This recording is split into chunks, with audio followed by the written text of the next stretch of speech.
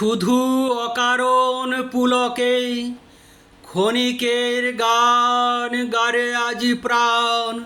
ক্ষণিক দিনের আলোকে যাহা আসে যায় হাসে আর চায়, পশ্চাতে যাহা ফিরে না তাকায়। নেচে ছুটে ধায় কথা না শুধায়, ফুটে আর টুটে পলকে। তাহাদেরই গান গারে আজি প্রাণ ক্ষণিক দিনের আলোকে। প্রতি নিমিষের কাহিনী আজি বসে বসে গাঁথিসনে আর বাঁধিসনে স্মৃতিবাহিনী। যা সে আসুক যা হবার হোক, যাহা চলে যায় মুছে যাক শোক। গেয়ে ধেয়ে যাক দুলোক ভুলোক প্রতি পলকের রাগিনী।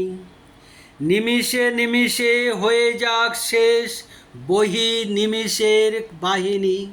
আহ, কি সুন্দর কবিতা, কি সুন্দর কবিতা। কবিতার নাম উদ্বোধন, কবিগুরু রবি ঠাকুরের লেখা, মাত্রাবৃত্ত ছন্দে লেখা। মাত্রাবৃত্ত কেন বলছি দেখুন। ক্ষণিকের গান গারে আজি প্রাণ ক্ষণিক দিনের আলোকে। ক্ষণিকের গান ছমাত্রা, গারে আজি প্রাণ ছমাত্রা, ক্ষণিক দিনের ছমাত্রা, আলোকে তিন মাত্রা। তাহলে প্রথম লাইনে পাচ্ছি 6 6 6 3। পরের লাইনে দেখুন, যাহা আসে যায় হাসে আর চায়। যাহা আসে যায় ছমাত্রা, হাসে আর চায় ছমাত্রা। তারপরের লাইনটা দেখুন, পশ্চাতে যাহা ফিরে না তাকায়, মানে এটাও 6 6 6 আর 6। পশ্চাতে যাহা ছমাত্রা, ফিরে না তাকায় ছমাত্রা। আর চতুর্থ লাইনে দেখুন, নেচে ছুটে ধায় কথা না শুধায়, ফুটে আর টুটে পলকে। নেচে ছুটে ধায় ছমাত্রা, কথা না শুধায় ছমাত্রা, ফুটে আর টুটে পলকে, এও ছমাত্রা। কি সুন্দর, অপূর্ব সুন্দর কবিতা, মাত্রাবৃত্ত ছন্দে লেখা। তো এইসব মাত্রাবৃত্ত ছন্দে লিখলে কি হয়, কবিতাগুলো আবৃত্তির উপযুক্ত হয়ে ওঠে। তো যাই হোক, আমি আজকের আমার আলোচনার বিষয় সাঙ্গ রূপক অলঙ্কার। সাঙ্গ অর্থাৎ অঙ্গ, মানে অঙ্গ সমেত। কার অঙ্গ সমেত? মানে উপমেয়র অঙ্গ আর উপমানের অঙ্গ।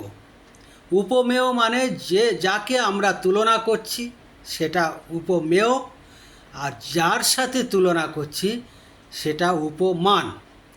এই দুজনার যদি অঙ্গ সমেত কোনো বাক্য গঠিত হয়, তো সেই বাক্য আমরা বলি সাঙ্গ রূপক অলঙ্কার। অর্থাৎ উপমেয়ের সাথে উপমানের যদি অভেদ কল্পনা সূচিত হয় এবং তার মধ্যে উপমেয়ের অঙ্গ প্রত্যঙ্গ থাকবে এবং উপমানের অঙ্গ প্রত্যঙ্গ থাকবে, তবে সেই বাক্যটা হবে সাঙ্গ রূপক অলঙ্কার। তো একটা উদাহরণ দিই, তাহলে জিনিসটা পরিষ্কার হবে। শঙ্খ ধবল আকাশ গাঙে, শুভ্র মেঘের পালটি তুলে, জ্যোৎস্না তরি বেয়ে তুমি ধরার ঘাটে কেয়া জেলে। কি সুন্দর, মানে রূপক অলঙ্কার, কি সুন্দর রূপক অলঙ্কার। দেখো, শঙ্খ ধবল মানে শাঁখের মতো ধপধপ করছে। আকাশ গাঙে, মানে আকাশকে গাং বলা হচ্ছে কেন? আকাশ গাঙে না, আকাশে রং নীল আর গাঙের জলের রঙও নীল, সেই জন্য নীল রঙটা হলো মানে অভেদ কল্পনা করার বিষয়। তাই আকাশকে আমরা বলছি উপমেয় আর গাংকে বলছি উপমান। তাহলে আকাশ গাং হলো উপমেয় আর উপমানের অভেদ কল্পনার দ্বারায় রূপক অলঙ্কার সৃষ্টি। তাহলে আকাশ গাং হলো রূপক অলঙ্কার। আর কি বলা হচ্ছে এই লাইনে? শঙ্খ ধবল আকাশ গাঙে শুভ্র মেঘের পালটি তুলে। মানে সাদা মেঘের পাল, মানে নদীতে যেমন পাল থাকে, সাদা সাদা নৌকার পাল থাকে, সেরকম শুভ্র মেঘের পালটি তুলে জ্যোৎস্না তরি বেয়ে তুমি। কি সুন্দর ভাষা! জ্যোৎস্না তরি মানে জ্যোৎস্নার মতো রং, সেই রঙের তরি বেয়ে ধরার ঘাটে কে আজ এলে। তাহলে কত সুন্দর এই ধরার ঘাটে আসছে শঙ্খ ধবল আকাশ গাং থেকে এবং জ্যোৎস্না তরি বেয়ে। মহাপুরুষের উদ্দেশ্যে বলা যেতে পারে বা ঈশ্বরের উদ্দেশ্যে বলা যেতে পারে। তো যাই হোক, এই বাক্যে আমার যেটা আলোচনার বিষয় সাঙ্গ রূপক অলঙ্কার।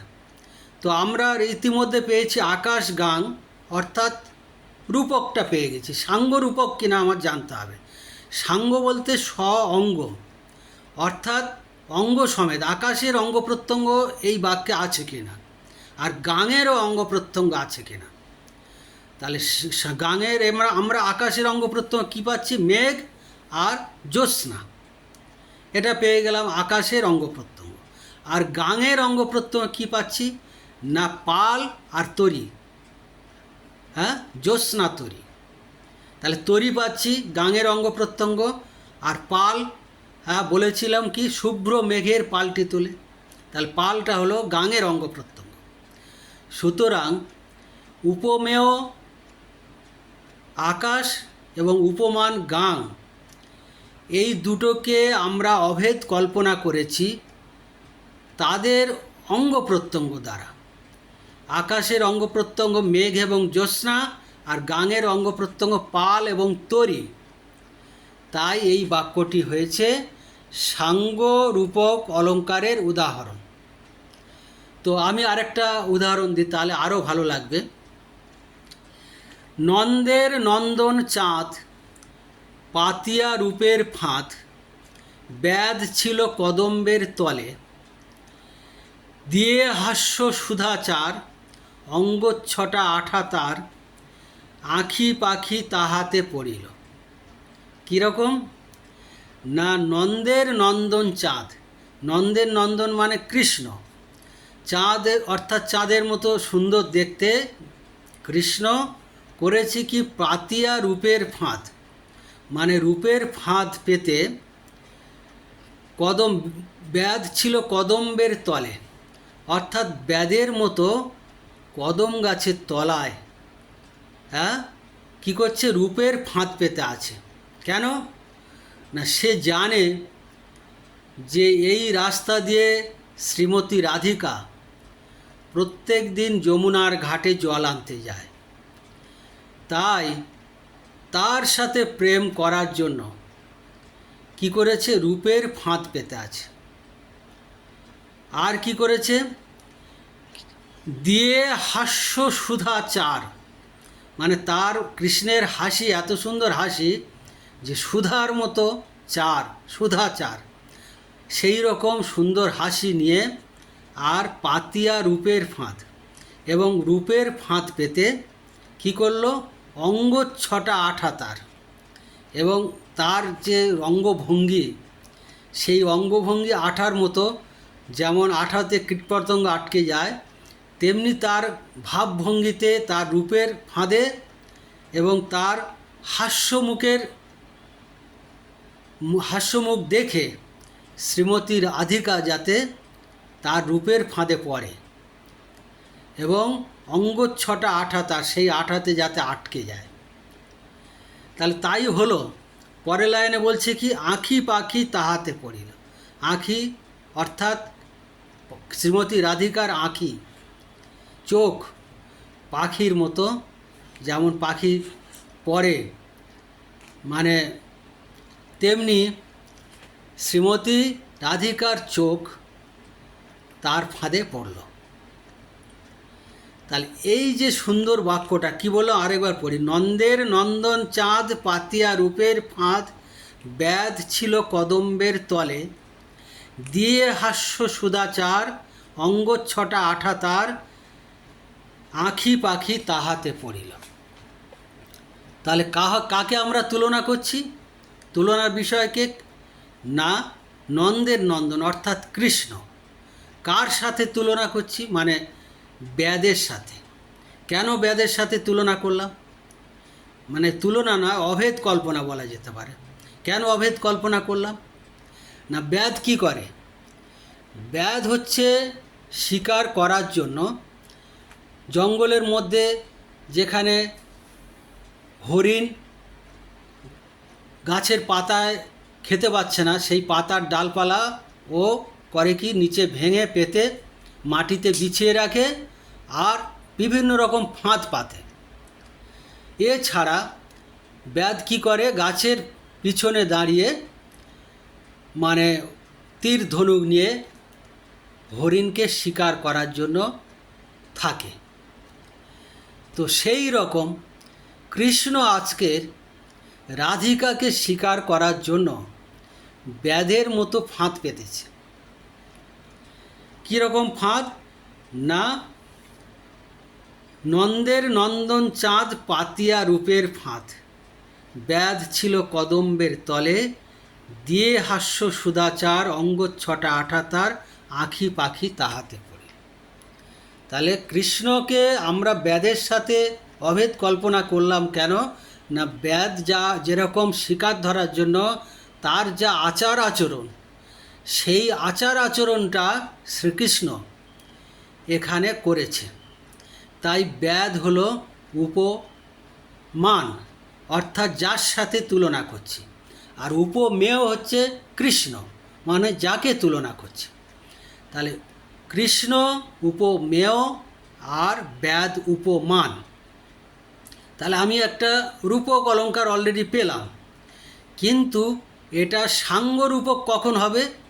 যদি যাকে তুলনা করছি তার অঙ্গ প্রত্যঙ্গ এবং যার সাথে তুলনা করছি তার অঙ্গ প্রত্যঙ্গ যদি এই বাক্যে থাকে, তখন সেই বাক্যটা হয়ে যাবে সাঙ্গরূপক।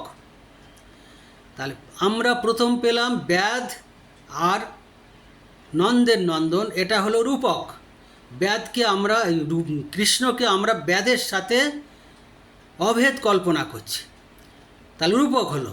কিন্তু সাঙ্গ হতে গেলে আমাদের দেখুন এখানে কৃষ্ণের অঙ্গ প্রত্যঙ্গ কী কী পাওয়া যাচ্ছে না, কৃষ্ণের অঙ্গ প্রত্যঙ্গ পাচ্ছি হাস্য মুখ, আর কি পাচ্ছি? অঙ্গচ্ছটা আর আঁখি। এই আঁখি চোখ আর অঙ্গচ্ছটা আর হাস্য মুখ, এইটা হলো কৃষ্ণের অঙ্গ প্রত্যঙ্গ। আর ব্যাধের অঙ্গ প্রত্যঙ্গ কী পাচ্ছি না, ফাঁদ, চার, আটা আর পাখি। এইটা হলো ফাঁদ, চার, আটা আর পাখি, এই চারটে হলো ব্যাধের অঙ্গ প্রত্যঙ্গ। এই বাক্যে পেয়ে যাচ্ছে। তাহলে এই রূপক অলঙ্কারটা হয়ে গেল কি? সাঙ্গ রূপক অলঙ্কার। যেহেতু উপমেয়ের সাথে উপমানের অভেদ কল্পনা করার সময় তাদের অঙ্গ প্রত্যঙ্গ সহ আমরা অভেদ কল্পনা করছি, তাই এই বাক্যটা হচ্ছে সাঙ্গ রূপক অলঙ্কার। তো আমি আরেকটা উদাহরণ দিই, তাহলে আরেকটু পরিষ্কার হওয়া যাবে। শোকের ঝড় বহিল সভাতে, শোভিত চৌদিকে সুরসুন্দরী রূপে, বামাকুল মুক্তকেশ মেঘমালা ঘন, নিঃশ্বাস প্রলয় বায়ু, অশ্রুবারি ধারা, আমার জিমিত মন্ত্র হাহাকার রবে। কি সুন্দর শব্দবন্ধ দিয়ে মাইকেল মধুসূদন দত্তের লেখা মেঘনাদ বধ কাব্য, তার অংশবিশেষ। তো আমরা এখানে উপমেয় কাকে পাচ্ছি না? শোককে আমরা তুলনা করছি, মানে শোক হলো উপমেয়। কার সাথে? ঝড়ের সাথে। তাহলে ঝড় হলো উপমান। তো এই বাক্যে তাহলে শোকের অঙ্গ প্রত্যঙ্গ কী কী পাচ্ছি না, বামাকুল মুক্তকেশ, নিঃশ্বাস, অশ্রুবারিধারা আর হাহাকার রব। এইটা হলো শোকের অঙ্গ প্রত্যঙ্গ। আর ঝড়ের অঙ্গ প্রত্যঙ্গ কী কী পাচ্ছি না, সুরসুন্দরী, মেঘমালা আর বায়ু। এই হলো সুরের অঙ্গ প্রত্যঙ্গ। তাহলে এটাও একটা সুন্দর মানে সাঙ্গরূপক অলঙ্কারের উদাহরণ। তো আমি আরেকটা উদাহরণ দিয়ে আজকের আলোচনা শেষ করব। যেমন জীবন উদ্যানে তোর যৌবন কুসুম ভাতি। কি বললাম? জীবন উদ্যানে তোর যৌবন কুসুম ভাতি। জীবনকে আমরা উপমেয় আর উদ্যান হলো উপমান। তাহলে জীবন হচ্ছে উপমেয়, তাহলে জীবনের অঙ্গ প্রত্যঙ্গ কী পাচ্ছি এখানে? যৌবন পাচ্ছি। আর কুসুমের অঙ্গ প্রত্যঙ্গ মানে উদ্যানের অঙ্গ প্রত্যঙ্গ কুসুম পাচ্ছি। তাহলে জীবন উদ্যানে তোর যৌবন কুসুম ভাতি, এটাও একটা সুন্দর মানে সাঙ্গরূপক অলঙ্কারের উদাহরণ। তো আজকের আলোচনা আমার এখানে শেষ। পরের দিন আমরা অন্য বিষয়ে আলোচনা করব। নমস্কার, ভালো থাকুন। নমস্কার।